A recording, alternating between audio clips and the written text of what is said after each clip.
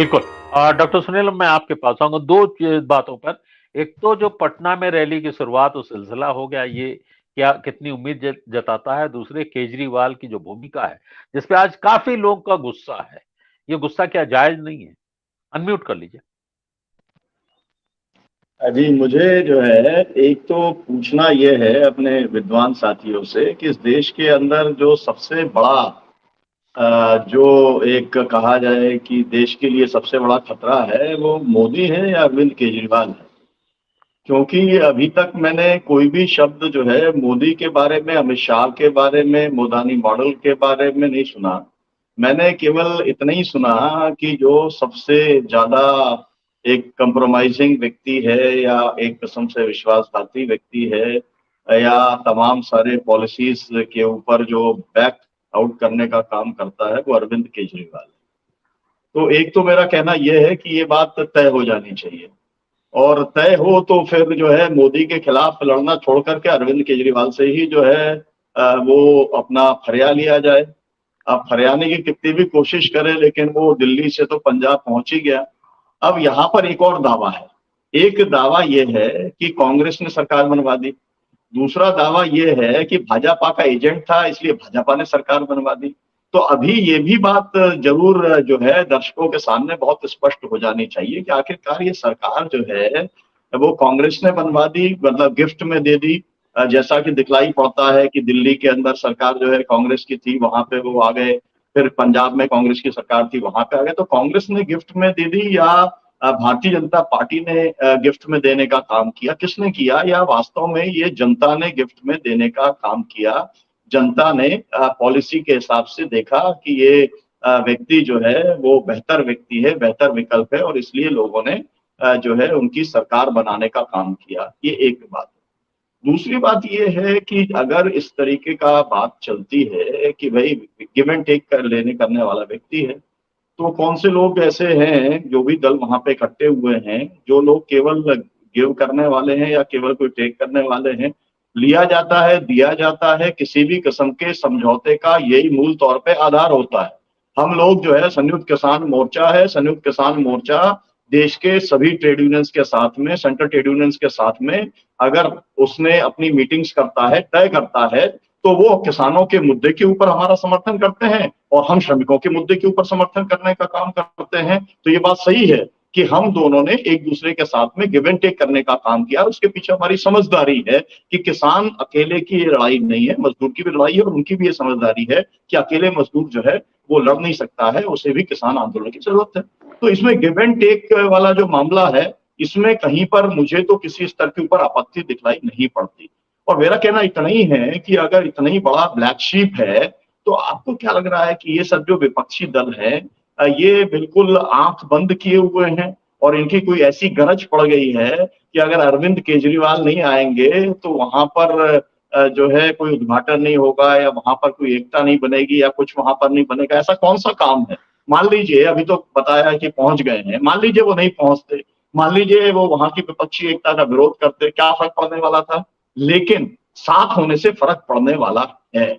और मैं शुरू से इस बात का पक्षधर रहा हूं कि अगर आप ये मानते हैं कि लोकतंत्र खतरे में है, आप ये मानते हैं कि संविधान खतरे में है, अगर आप ये मानते हैं कि देश खतरे के अंदर है, तो फिर आपको जितनी गैर भाजपा पार्टियां हैं, जितने गैर भाजपा नेता हैं, आपको या गैर भाजपा सरकारें हैं, आपको उनको अपने साथ में शामिल करने का काम करना पड़ेगा। लोग उसको बहुत कम करके आंकते हैं।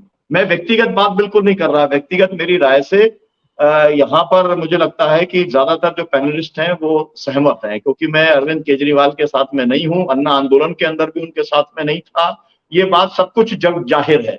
लेकिन इसके बावजूद भी मैं ये मानता हूं, मुझको ये बात याद है, मधुलिमय जी, जॉर्ज फर्नांडिस जी, जब मेरी उनसे, मैं दिल्ली में था, छात्र था, और वहां पर मैं कुछ जगह पे छोटी मोटी पॉलिटिकल काम करता था, उन्होंने कहा कि भाई देख लो, जो है तुमसे समझ लो, डॉक्टर लोहिया ने दिल्ली के अंदर कोशिश की और हम लोगों ने भी पूरी कोशिश की, और इतने साल हो गए हम लोग दिल्ली के अंदर जो है अपनी कोई ताकत, राजनीतिक ताकत नहीं बना पाए।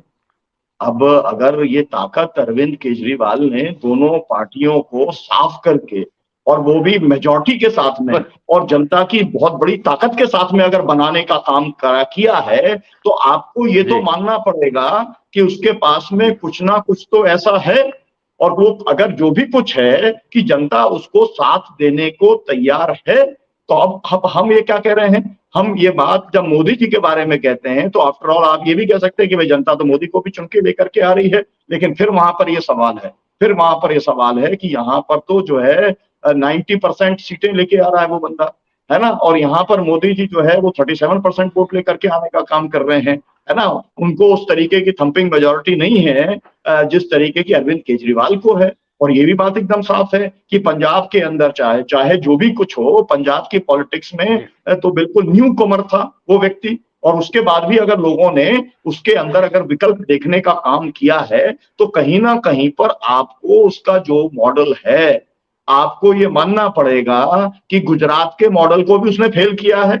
और कांग्रेस का जो मॉडल है, अब वो कौन सा कांग्रेस का मॉडल है वो यहाँ पर साथी बताएंगे, वो राजस्थान का मॉडल है, छत्तीसगढ़ का मॉडल है, या जो भी जगह पर अब कर्नाटक का नया मॉडल एक बन रहा है, कौन सा मॉडल है वो बताएंगे। लेकिन दोनों मॉडल को दिल्ली की जनता ने और पंजाब की जनता ने रिजेक्ट करने का काम किया है। मेरा कहना ये था कि आज की जो पूरी बहस है वो 23 तारीख के आलोक में अगर हो रही है, तो उसके अंदर नए तथ्य क्या हैं? नया तथ्य एक भी नहीं है। ये सब हमारे अपने जो है प्री कंसीव्ड नोशंस हैं, हम सबके अपने अपने आइडियाज हैं, उसके ऊपर बातचीत हो रही है। क्योंकि अभी तक ऐसा तो हुआ नहीं है कि जो सब खुलासे आपके पास हैं वो विपक्ष के नेताओं के पास ना हो, और उसके बाद में भी अगर वो हैं, और मैं जहां तक शर्त की बात है, ये बात मैंने पहले भी कही थी, अरविंद केजरीवाल इस पूरी विपक्षी एकता के बहुत छोटे से प्लेयर हैं, उनकी कोई शर्त मान करके विपक्षी एकता होगी ऐसा नहीं है।